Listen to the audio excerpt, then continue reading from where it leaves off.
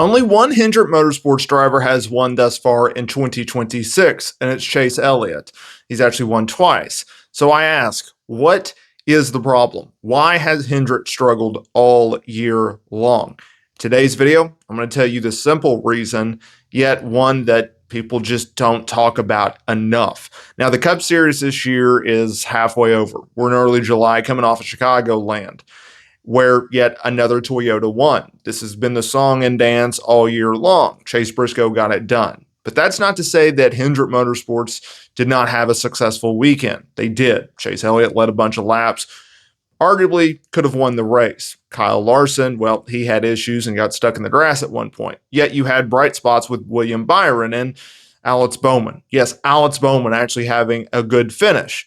But throughout 2026, it's been dominated by Toyota, by 2311, by JGR. Legacy Motorsports has seen a pickup in their success and in their speed.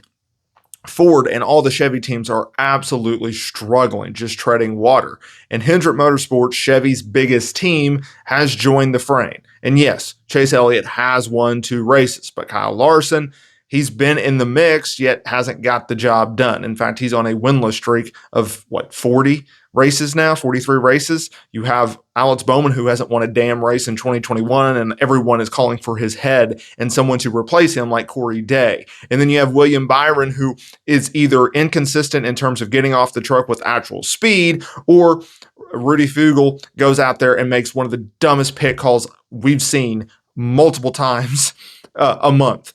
It's inconsistency. That's why Hendrick has struggled. It's inconsistency from the car, because that's the biggest issue, where they've had a new Camaro body that they've had to adapt to, and they ate shit for the beginning of the year. Yet throughout, I would say, May, June, and now into July, they've finally started to turn it around, and they've actually finally started to show momentum. I understand that Chase Elliott is NASCAR's quote-unquote most popular driver, which is one of the most overrated attributes that you can have, but I digress.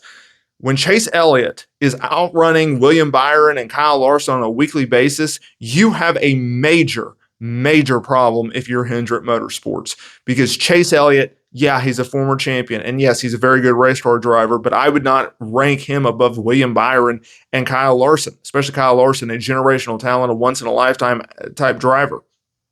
You have an issue there. So the Camaro bodies is just absolutely destroying you. And you also have a situation where you've had inconsistency from your drivers. Alex Bowman, he's always been the 4th place driver at Hendrick Motorsports, but he's also someone that you should consider to be a top 20 at least driver on a weekly basis. And if you're not a weekly top 20 driver with Hendrick Motorsports type equipment, your ass needs to be gone. And I think there's a lot of people that have that sentiment, including myself. You have William Byron, who had a great year last year and has fallen off the face of the planet this year for whatever reason. I can list them, whether it's the car, whether it's they get off the truck and unload and they have no speed at all. So you have a major hurdle that you have to overcome in a situation with a car, with a dynamic in which it is very difficult for you to overcome said situation in this type of equipment, because you can only make so many minor adjustments with air pressure, or track bar, or wedge, or whatever the case may be. That's just the reality of this car. There is not this mentality anymore where you can unload, struggle, have 3 practice sessions, make wild adjustments, and then turn around your car by the time that the green flag drops. Those days are over, in case you didn't know. And Kyle Larson, I cannot explain this kid. It's either him driving over his head or he just doesn't have the car, because his career has always been checkers or wreckers. There's not a lot of consistency there, except for 2026, where he hasn't wrecked that much, but he also hasn't won either. And so now we're just doing this name game of, can we get a top 6 finish? Like that's a monster win if you can do that.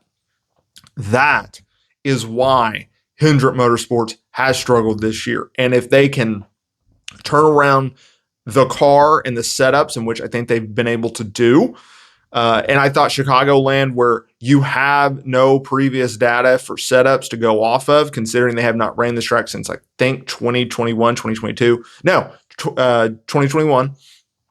And you have a situation where you've been able to run pretty well off of the setups that you now have.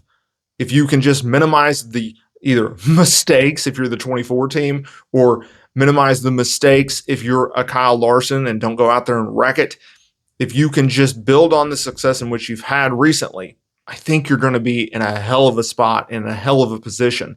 And I'm hopeful that Hendrick has figured this out and that Alex will continue to build on his momentum. Obviously, he had the vertigo situation earlier this year. That did not help him. Obviously, he had the sprint car crash either last year or the year before, hurt his back. That doesn't help. How long does that take to recover? There's a lot of different situations here. So if you're Hendrick, you have to be looking ahead. If you're Hendrick, you have to look forward. And I think, and I can say this as a Hendrick Motorsports fan, I am optimistic that the second half of 2026 is going to be a hell of a lot better than it was the first half of 2026. With everything that I've talked about, with all the competition that Toyota has, and if you are someone who is down on the idea that 2311 and JGR is going to absolutely go out there and dominate week in and week out for the remainder of this year, I think you're going to be surprised, because I think that is going to change.